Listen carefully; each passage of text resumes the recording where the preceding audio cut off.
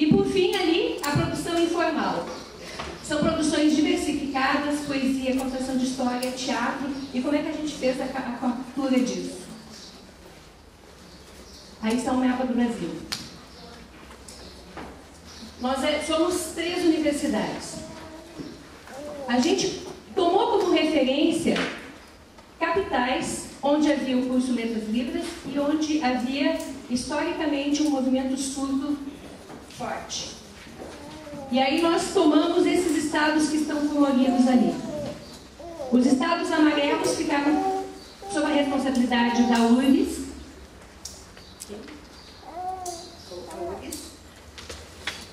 Verde ficaram sob a responsabilidade de Santa Maria.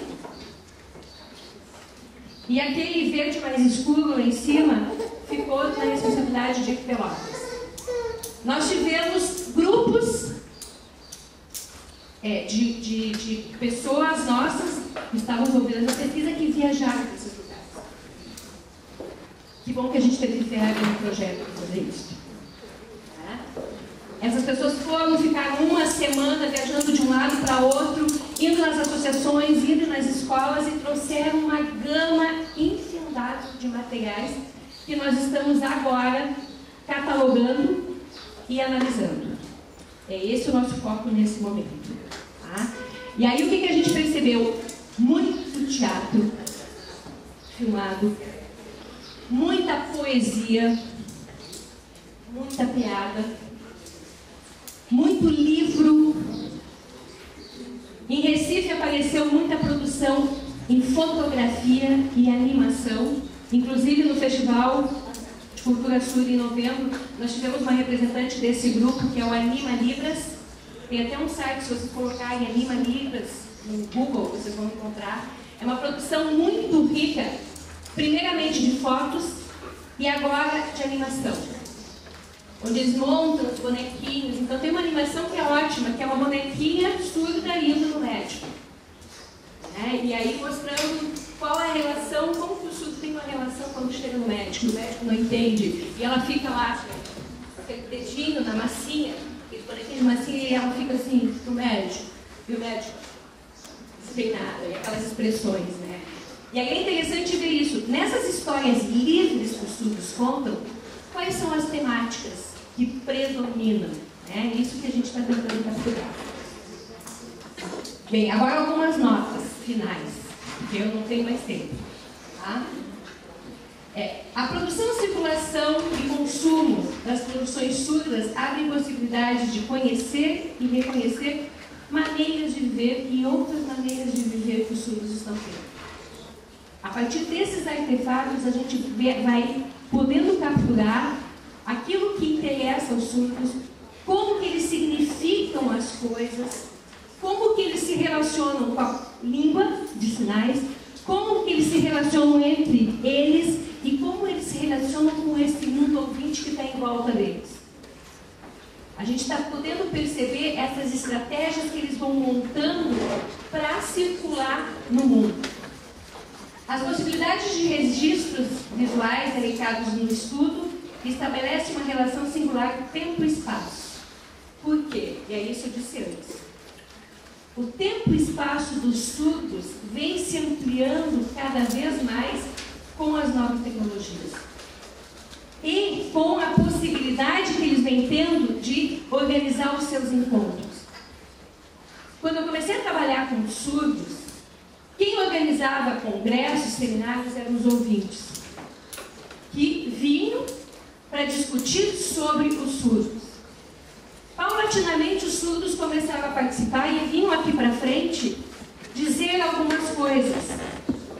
Naquele momento, principalmente, reivindicando o direito ao uso da sua língua. Hoje, a maior parte dos eventos que estão acontecendo no Brasil são organizados pelos surdos. Ainda existem eventos organizados com ouvintes e surdos, mas a gente não consegue mais fazer nenhum evento no Brasil só com os ouvintes.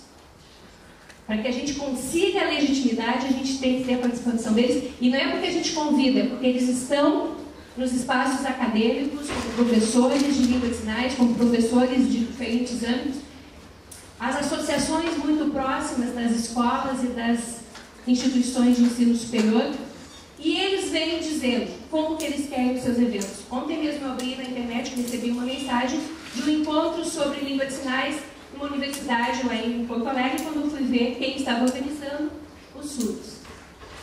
Então é uma outra forma e um outro momento que a gente está vivendo no Brasil.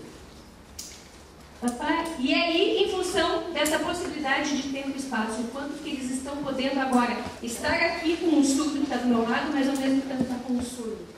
Em qualquer outro lugar do Brasil ou em qualquer lugar do mundo. Uma orientanda que eu tenho surda, a Franciele, ela está pesquisando, o foco dela é o autismo.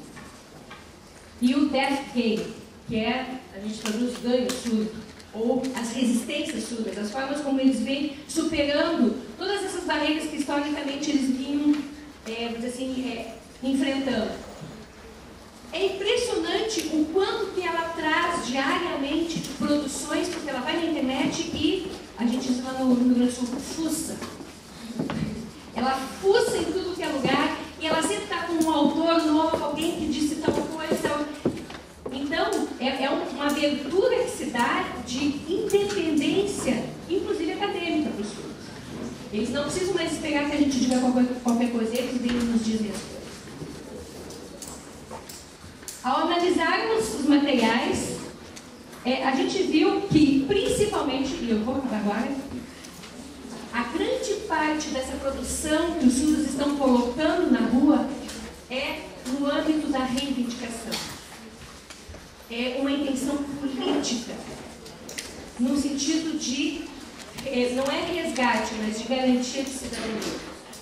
Eles vão à rua, por exemplo, ano passado, houve uma movimentação imensa dos surdos em função do Plano Nacional de Educação, onde os surdos participaram regionalmente, levaram propostas para Brasília, na grande conferência nacional, e lá eles foram sabotados.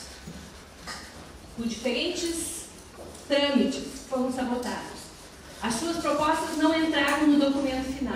E aí eles começaram a se mobilizar. Pela internet, chama daqui, chama dali, construíram um documento e fizeram uma mobilização de 2 dias em Brasília. Reivindicando língua de sinais, educação bilíngue, direito de estarem e serem do jeito que são, sendo respeitados na sua diferença. E aí vem por último, ela se fundamenta na diferença, e essa diferença é visibilizada quando eles narram a sua identidade.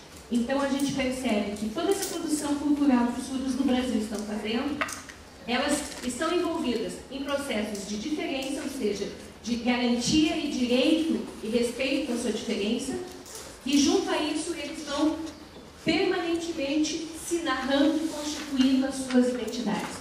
Mas uma coisa que é legal, como a gente diz, é que eles não estão mais centrados naquela... No início era eu surdo, próprio surdo. Eles já dizem, não, são coisas nossas, mas são coisas que a gente compartilha e constrói juntamente com aquelas pessoas que estão próximas de nós.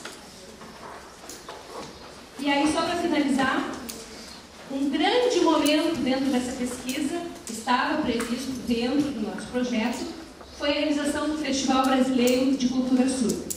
Em 2011 a gente viveu esse festival. A gente se reunia horas e horas para organizar, para convidar pessoas. Aconteceu de 13 a 15 de novembro em Porto Alegre. Aquele ali foi o sinal do festival. Teve participação de artistas surdos do Brasil e de fora do Brasil. Nós tivemos convidados de outros tantos espaços, tanto da América Latina como fora.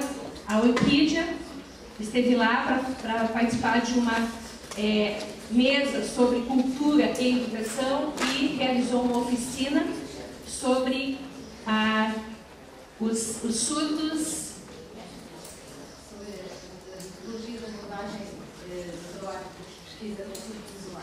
A pesquisa com surdos isolados, as estratégias que se constroem para pesquisas com surdos isolados que não utilizam uma língua estándar. Nós tivemos outros 11 minicurso de animação, de teatro, de tantas outras coisas, de literatura. A professora Marta Morgado também foi convidada, falou sobre literatura surda. Nós tivemos a presença do Thomas Holcomb, sinal dele aqui, Thomas Holcomb, dos Estados Unidos. E esse material também vai ser analisado, essas produções. Um grupo de teatro chamado Palhaços Surdos, de Belém do Pará. Então foi um momento muito rico. Essas aqui são as referências que a gente utiliza dos estudos surdos e dos estudos culturais. Eu quero agradecer a oportunidade, agradecer a paciência de vocês lá no Brasil. Então, muito obrigado pela paciência de vocês, pelo interesse de vocês. E quem me conhece sabe que eu falo muito. Eu poderia ficar falando horas e horas, até porque esse projeto é apaixonante. Nós temos uma equipe de quase 50 pessoas trabalhando juntas, nos reunindo semanalmente, estudando e tentando entender esses processos. Por quê? Porque eles envolvem o dia a dia dos surdos nas escolas, nas associações, nos seus espaços de trabalho, nos seus espaços de enfrentamento político.